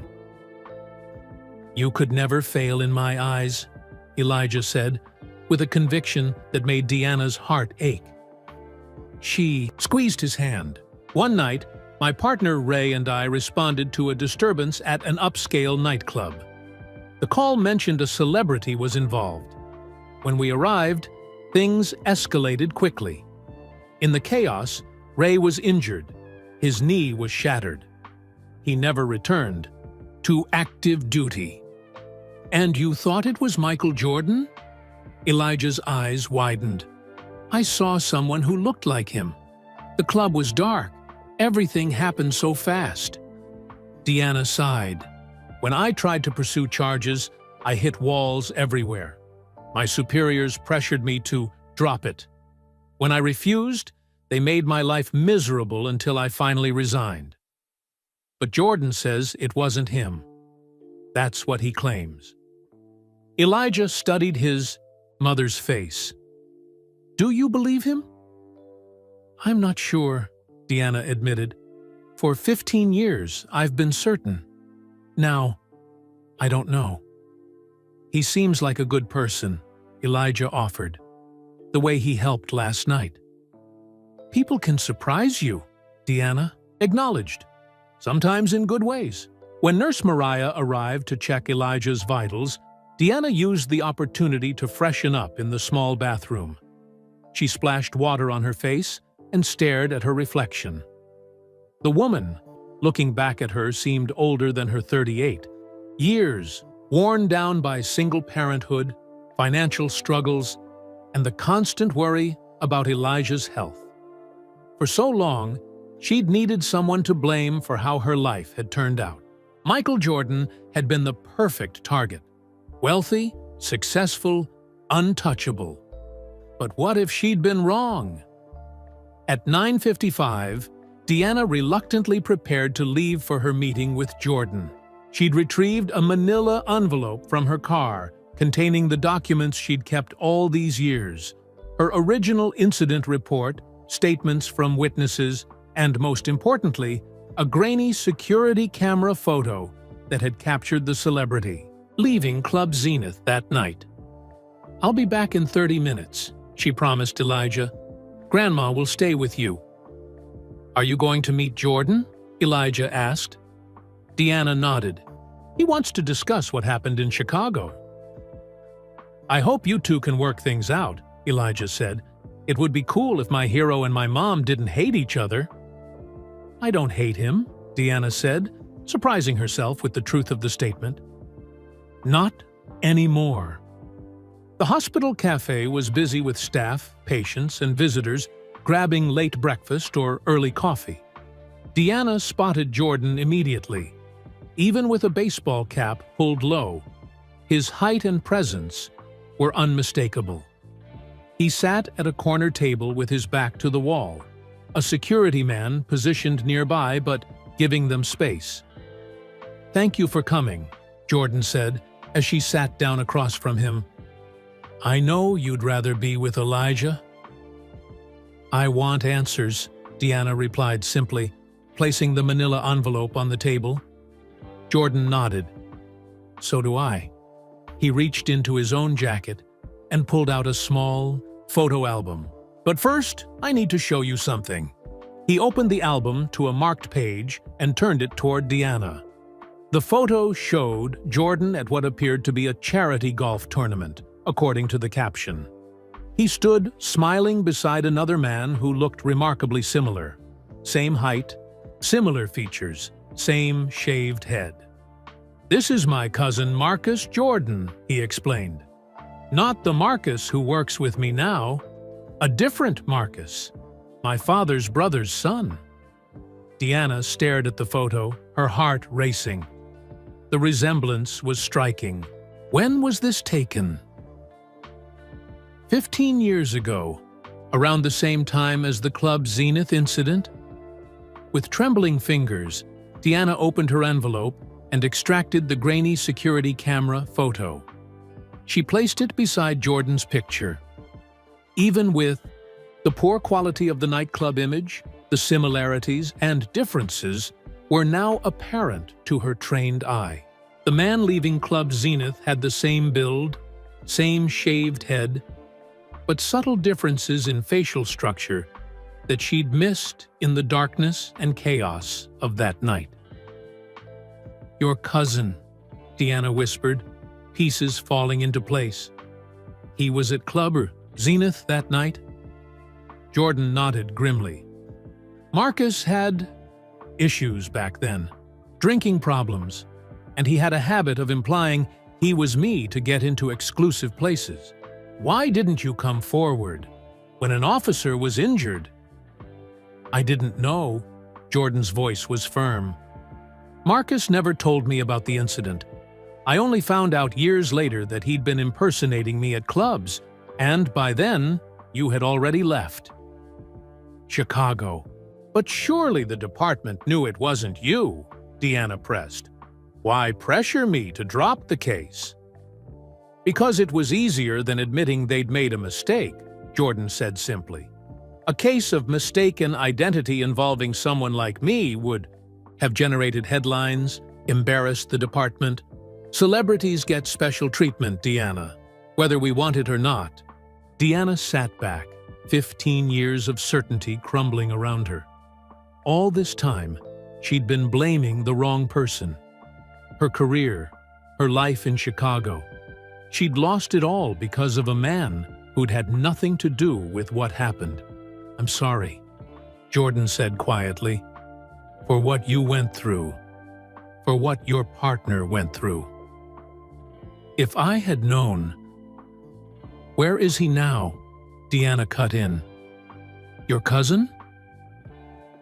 "Marcus passed away 3 years ago. Liver failure." Jordan's expression was solemn.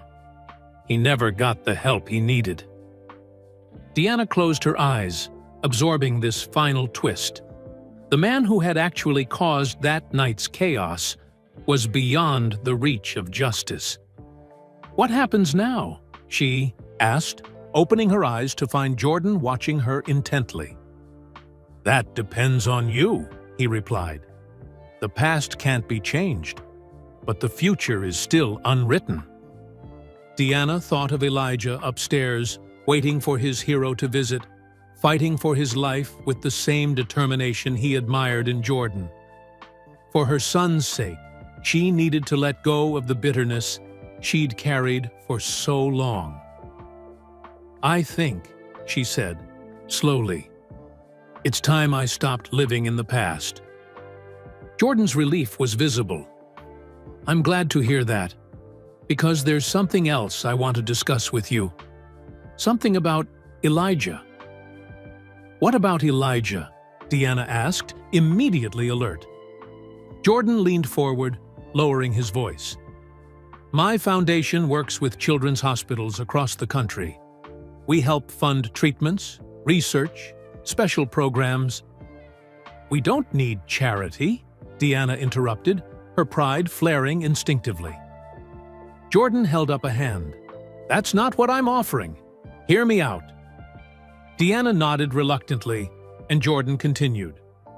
"We partner with a specialized kidney treatment center in Chicago. They're conducting a clinical trial for a new procedure that might help Elijah.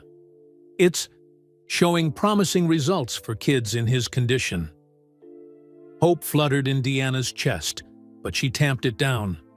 She'd learned not to get excited about potential treatments. There had been too many disappointments. Dr. Phillips has explored all the options. If there was something new, she would know. "This trial just started accepting new patients last month," Jordan explained. "I called the director this morning. They'd need to review Elijah's medical records, but based on what I described, he might qualify." Deanna stared at her coffee cup, emotions churning. Part of her wanted to reject Jordan's help. Outright. It felt too much like pity, like he was trying to ease his own conscience for his cousin's actions. But a larger part, the mother in her, couldn't ignore anything that might help her son. "What would it involve?" she finally asked. "If he qualifies, you'd both need to go to Chicago for at least 3 months. The foundation would cover all expenses, medical costs, housing, travel, everything." "Chicago," Deanna repeated softly. The city she'd fled, vowing never to return. Jordan must have read her expression. "I know that's asking a lot, given your history there, but this could be Elijah's best chance." Before Deanna could respond, her phone buzzed with a text from her mother. "Where are you? Elijah's asking for you. The doctors are here." "I need to go," she said, gathering her documents. "Elijah's doctors are doing rounds." Jordan stood. "I understand. Think about what I said. Talk to Elijah's medical team. The foundation director's information is here." He handed her a business card. "And I'm still planning to visit the children's ward at 11. Deanna nodded, tucking the card into her pocket. "Thank you," she said, the words still feeling strange, when directed at a man she'd hated for so long. "For the information, and for—" she gestured vaguely at the security camera photo. "For clearing this up. 15 years is a long time to carry anger," Jordan observed. "What will you do now, without that weight on your shoulders?" The question caught Deanna off guard. Who was she without her grudge, her bitterness? What would fill that space? "I don't know," she admitted. "Focus on Elijah, I guess." "And after he gets better?" Jordan pressed gently. "You were a police officer once. A good one, from what I gather." "That life is behind me." "Is it? Or did? You just put it aside because you thought it was taken from you unfairly?" Deanna had no answer for that. She hadn't allowed herself to think about returning to law enforcement in years. The badge, the uniform, the sense of purpose. Those were ghosts of a past life. "I need to go," she repeated, and hurried away. Back in Elijah's room, Dr. Phillips was reviewing his latest test results with another physician. Elijah looked anxious, but brightened when Deanna entered. "Mom, Dr. Phillips says I'm stable enough for Jordan's visit." "That's great, honey," Deanna said, squeezing his hand before turning to the doctors. "How is he really?" Dr. Phillips's expression was measured. "The overnight treatment helped, but his kidney function is still declining. We need to find a donor match soon." "What about that clinic in Chicago?" Elijah asked. "Nurse Mariah was telling me about it. They're doing some new treatment." Deanna shot a questioning look at Mariah, who shrugged. "I was just telling him about advances in the field, keeping his spirits up." "Actually," Deanna said slowly, "I was just discussing that with someone. It might be an option, worth exploring." Dr. Phillips looked intrigued. "The Westlake Institute? They're doing groundbreaking work. If Elijah could get into their program." "Would it help him?" Deanna asked directly. "It could buy him time," Dr. Phillips said cautiously. "Maybe more than that, depending on how he responds. I can make some calls." Elijah watched this exchange with growing excitement. "Does this mean we might go to Chicago, where you used to live? Where you were a police officer?" Dr. Phillips raised an eyebrow. "You were in law enforcement?" "A lifetime ago," Deanna said dismissively. "Mom was the youngest female officer in her district," Elijah said proudly. "She just told me this morning. Isn't that cool?" The admiration in her son's eyes caught Deanna by surprise. All these years, she'd hidden her past out of shame, believing her failure would diminish her in Elijah's eyes. Instead, he saw only the accomplishment, the strength it had taken to enter a male-dominated field in the first place. "Your mother is full of surprises," Dr. Phillips said, with a smile. "Now, we should let Elijah rest before Mr. Jordan's visit." As the doctors left, Elijah tugged at Deanna's sleeve. "Did you and Jordan work things out? About what happened in Chicago?" Deanna nodded. "It was a case of mistaken identity. I saw someone who looked like him, but it wasn't actually Jordan. So he's not a bad guy after all," Elijah said, satisfaction in his voice. "No," Deanna admitted, "he's not." "Then you can be friends now," Elijah suggested, the simple logic of a child cutting through the complexities of adult grudges. Deanna smiled. "Let's not get ahead of ourselves." When Jordan arrived at 11, the entire children's ward was buzzing with excitement. He spent time with each child, signing autographs, posing for photos, offering words of encouragement. Watching him from the doorway of Elijah's room, Deanna saw a different side of the man she'd vilified for years. Patient, kind, genuinely engaged with the children's stories. When he finally reached Elijah's room, her son was practically vibrating with excitement. "You really came." "I told you I keep my promises," Jordan said, settling into the chair beside the bed. He glanced at Deanna. "Your mom and I had a good talk this morning." "She told me it was all a big mix-up," Elijah said, "about what happened in Chicago." "Sometimes we see what we expect to see," Jordan said diplomatically. "But what matters is finding the truth eventually." As Jordan chatted with Elijah about basketball, favorite games, and training techniques, Deanna noticed something poking out from her son's pillowcase, the edge of a small object. When Elijah shifted, she caught a glimpse of metal. It was her old police badge from Chicago, the one keepsake she'd brought with her from her former life. She kept it in a box in her closet, hidden away like the memories it represented. Elijah must have found it while looking for his basketball cards. Instead of asking about it, he'd silently tucked it under his pillow, a talisman of the mother he hadn't known existed until yesterday, a piece of her past he wanted to keep close. Watching her son with his hero, Deanna realized Jordan had been right to ask what would fill the space her anger had occupied. Perhaps it was time to reclaim more than just her peace of mind. Perhaps it was time to reclaim her badge as well. 6 months had passed since the night at Appleton's when Deanna had refused to serve Michael Jordan. 6 months since the truth about the nightclub incident had come to light.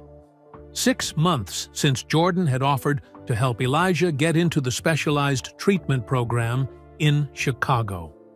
Much had changed in that time. Deanna stood at the window of their temporary apartment in Eaton, Chicago, watching snow fall gently on the streets below. The city looked different through her eyes now, no longer a place of failure and bitter memories, but a place of hope and new beginnings. Her phone buzzed with a text from Dr. Westlake. "Great news from this morning's tests. Can you come in at 2 p.m.? Deanna smiled, typing a quick reply before heading to Elijah's room. He sat propped up in bed, his color better than it had been in months, focused intently on a handheld game console, a gift from Jordan during one of his frequent visits to the treatment center. "Dr. Westlake wants to see us this afternoon," Deanna said, sitting on the edge of his bed. "Says he has good news." Elijah looked up, hope brightening his eyes. "Maybe I'm finally in remission?" "Let's not get ahead of ourselves," Deanna cautioned, though she shared his optimism. The experimental treatment had shown promising results over the past months. Elijah's kidney function had stabilized, then gradually improved. He still needed monitoring and medication, but the immediate danger had passed. "Michael's coming by later," Elijah said, returning to his game. The basketball star had long since become simply Michael to him, a friend rather than just a hero. He's bringing some of his foundation people to talk to the other kids.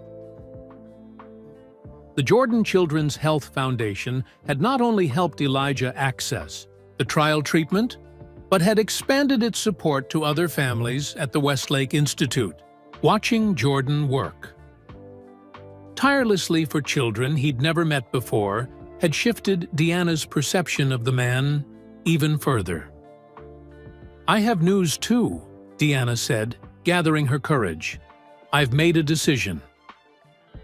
Elijah set down his game, giving her his full attention. "About the job offer?" Deanna nodded. 3 weeks ago, she'd received an unexpected call from the Chicago Police Department. They were establishing a new community outreach division focused on rebuilding trust between officers and the neighborhoods they served. Someone, Deanna suspected. Jordan, though he denied involvement, had submitted her name as a potential candidate. Given her history with the department, the offer had been both surprising and complicated. "I'm going to accept," she said. "Part-time at first, while you're still in treatment. Then we'll see." Elijah's face lit up.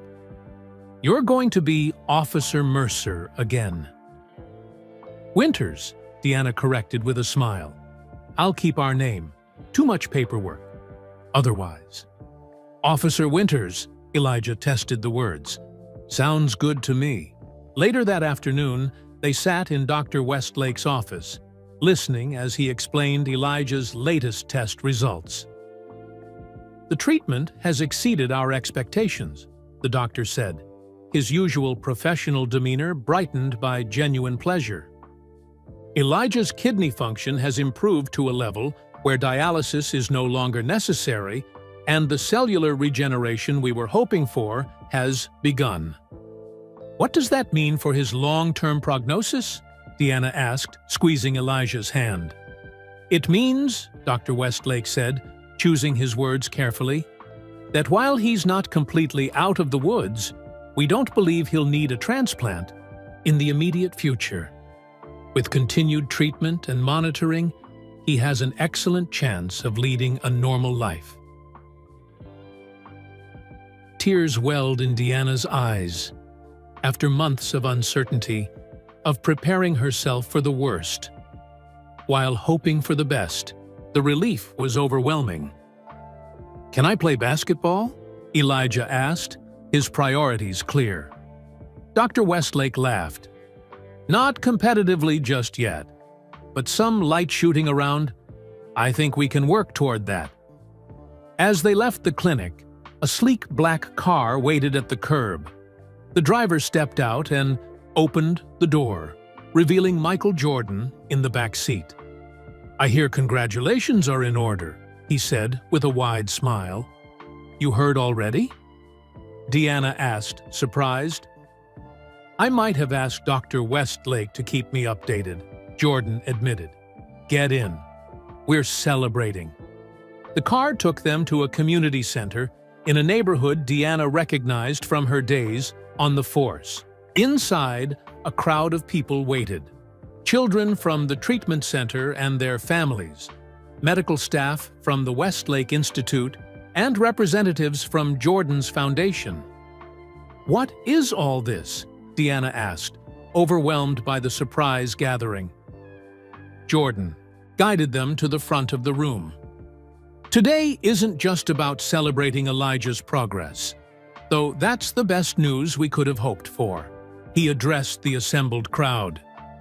"Today, the Jordan Foundation is announcing a new initiative, the Elijah Winters Kidney Research Fund, dedicated to expanding access to the treatment that helped this young man." Applause filled the room as Elijah blushed, unused to being the center of attention. "But there's more," Jordan continued, turning to Deanna. "We're also launching a community partnership program with the Chicago PD's new outreach division, a program that will be led by returning Officer Deanna Winters. More applause, along with surprised looks from Deanna and Elijah. "I haven't officially accepted yet," Deanna whispered to Jordan. "I had a feeling you would," he replied with a wink. "Once a cop, always a cop." As the celebration continued, around them, Deanna felt a sense of completion she hadn't experienced in years. The journey from that rainy night at Club Zenith to this moment had been long and painful, filled with false assumptions and missed opportunities. But somehow, against all odds, it had led her back to the path she was meant to follow. "Officer Winters," Jordan said quietly, handing her a small box. "I believe this belongs to you." Inside was her old badge, polished and mounted in a display case alongside a new one, Chicago PD, Community Outreach Division, Officer Deanna Winters. "How did you get this?" she asked, touching the case reverently. "Elijah," Jordan answered simply. "He thought you might need it again someday." Deanna looked across the room at her son, surrounded by new friends, his face glowing with health and happiness. The badge in her hands represented not just her past, but a future she'd never imagined possible. One where old wounds healed, second chances appeared when least expected, and heroes turned out to be just people after all. Flawed, complicated, but capable of extraordinary kindness. "Thank you," she said to Jordan, meaning it more deeply than ever before.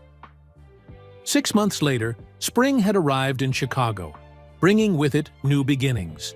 Elijah stood on the community center basketball court, carefully dribbling the ball with a concentration that made his tongue stick out slightly from the corner of his mouth, a habit from childhood that persisted even as he approached his 13th birthday. "Square your shoulders more," Michael Jordan instructed, demonstrating the proper shooting form. "Follow through with your wrist. That's it." Elijah released the ball, watching with bated breath as it arced toward the hoop. It circled the rim, once, twice, then dropped through the net. "Yes," Elijah pumped his fist in victory. "Did you see that, Mom?" Deanna smiled from the sidelines, where she sat reviewing paperwork for the youth outreach program she now supervised. "Nice shot, kiddo." The past year had transformed both their lives in ways neither could have imagined that night at Appleton's restaurant. Elijah's health had stabilized enough that doctors classified him as in remission, though he still required regular checkups and medication. Deanna had fully embraced her return to law enforcement, her experience and compassion making her ideal for her new role building bridges between police and the community. And Michael Jordan had become a fixture in their lives. Mentor to Elijah, colleague to Deanna through his foundation's work, and eventually a friend to them both. "That's enough for today," Jordan said, noticing Elijah's slightly labored breathing. "Don't want to overdo it." Elijah nodded reluctantly. Though stronger than he'd been in years, he still had limits that frustrated his teenage ambition. "There's a foundation event tonight," Jordan reminded them. "Black tie. You both coming?" "Wouldn't miss it," Deanna replied. The gala was celebrating the first anniversary of the Elijah Winters Kidney Research Fund, which had already helped dozens of children access the experimental treatment that had saved her son. As Jordan left for another appointment, Elijah joined his mother on the bench. "He's different than I thought he'd be," he observed, "when I just knew him from posters and TV." "How so?" Deanna asked, curious about her son's perspective. "He's more human, I guess." Elijah struggled to find the right words. "Like, he makes mistakes and admits them. He doesn't pretend to be perfect." Deanna nodded, understanding. That's what makes a real hero, in my opinion. Not being flawless, but owning up to your flaws and trying to do better. Like you did, Elijah said simply, going back to being a police officer, even though it was scary. Deanna's heart swelled with love for her perceptive son. It was scary, still is sometimes. They gathered their things and headed home to change for the evening's event. Their apartment, provided initially by Jordan's foundation, was now their own. A modest but comfortable space not far from the precinct where Deanna worked. Photos lined the walls, Elijah in his hospital room, surrounded by basketball memorabilia. Deanna in her new uniform, both of them with Jordan at the treatment center, and a recent addition, Elijah shooting baskets, his face healthy and flushed with exertion. As Deanna adjusted her rarely worn dress uniform for the gala, a text arrived from Jordan. "Car will pick you up at 7. Also, there's someone I want you to meet tonight." The foundation gala was held at one of Chicago's most elegant hotels. Celebrities, medical professionals, and major donors mingled in a ballroom decorated with the foundation's colors. Elijah, handsome in his first suit, stayed close to his mother, still shy in large crowds despite his growing confidence. "There, you are," Jordan greeted them, resplendent in a custom tuxedo. "There's someone I have been wanting to introduce you to." He guided them toward a distinguished-looking man in a wheelchair near the bar. "Ray, these are the Winters I've been telling you about. Deanna and Elijah." The man turned, and Deanna froze. Though older, grayer, the face was unmistakable. "Ray Donovan," she whispered, hardly believing her eyes. Her former partner from Chicago PD, the one injured that fateful night at Club Zenith, sat before her. "Hello, Dee," Ray said, using her old nickname with a warm smile. "It's been a long time." "You two know each other?" Jordan asked, though his slight smile suggested he already knew. The answer: "Ray was my partner," Deanna explained to Elijah, "the one I told you about. From that night." Ray extended his hand. "Water under the bridge. Jordan here tracked me down, told me what really happened, about his cousin and all that." "You're working with the foundation now?" Deanna asked, noticing the Jordan Foundation pin on Ray's lapel. "Consulting on their security protocols for events like this," Ray confirmed. "Keeps me in the game, so to speak." As Ray and Elijah struck up a conversation about basketball, Jordan drew Deanna aside. "I owe you an apology," he said quietly. "I've owed it to you for a while now." Deanna looked at him quizzically. "For what? You've done nothing but help us since we met." "That's not entirely true." Jordan's expression turned serious. "After we talked at the hospital. That first time, I did some investigating. I found out who was actually at Club Zenith that night." "Your cousin Marcus," Deanna said. "You told me months ago." "Yes, but what I didn't tell you was that I knew about his impersonations before that night." Jordan's admission hung in the air between them. Not the specifics, not about any incident with police, but I knew he was using my name to get into clubs. I confronted him once, but I didn't follow up. I didn't want family drama. So when Ray was injured, if I'd been more diligent, reported Marcus's behavior, it might never have happened. Jordan met her eyes directly. "Your partner might never have been hurt. You might never have lost your badge." Deanna absorbed this revelation, surprised, to find it didn't rekindle her old anger. "We all have regrets, Michael. Things we wish we'd done differently."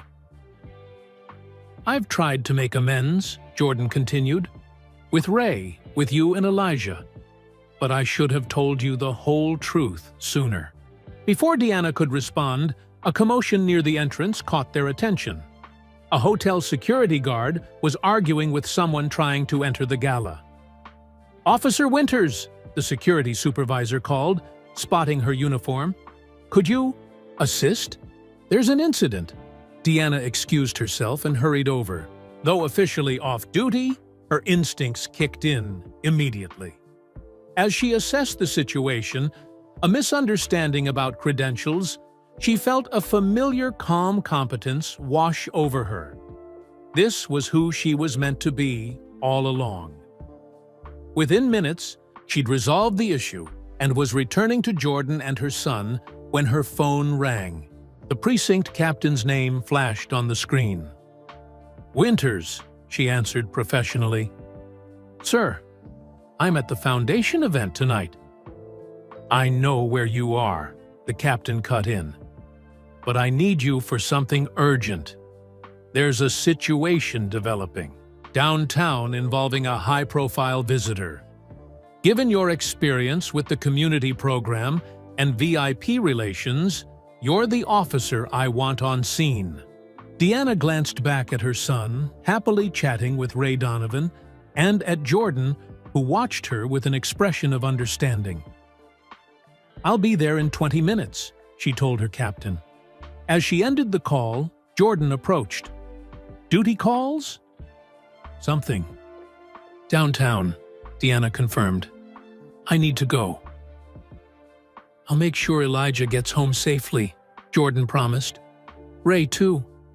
Deanna nodded gratefully. "Thank you for everything." As she strode through the glittering ballroom back straight, confidence in every step, Deanna felt the weight of her badge against her chest. Not a burden anymore, but a reminder of who she truly was, who she had always been, beneath the pain and bitterness. She paused at the door, looking back one last time. Elijah had joined a group of kids his age, laughing at something one of them said. He caught her eye and gave a small nod of understanding. He knew she had to go, and he was proud of her for it. Michael Jordan raised his glass in a silent toast to her. Beside him, Ray Donovan smiled with the same approval he'd shown 15 years ago when she'd been a rookie under his wing. As Deanna stepped out into the Chicago night, ready to face whatever challenge awaited, she realized the badge beneath her jacket wasn't just a piece of metal. It was a symbol of coming full circle, of finding her way back to herself through the most unexpected journey, one that had begun with a simple refusal to serve Michael Jordan. And that's the story of how a simple refusal to serve Michael Jordan changed 3 lives forever. I'd love to know where you're watching from. Drop your location in the comments below, whether you're in Portland, Chicago, or somewhere across the world. If this story touched your heart, please hit that like button and subscribe to our channel. Your support helps us continue sharing these tales of redemption, forgiveness, and unexpected kindness. Speaking of which, if you enjoyed The Badge Beneath the Jersey, you'll definitely want to click on the video appearing on your screen right now for another emotional journey that will leave. Hope you inspired. Remember, sometimes the greatest changes in our lives come from the most unexpected encounters. Spread kindness today.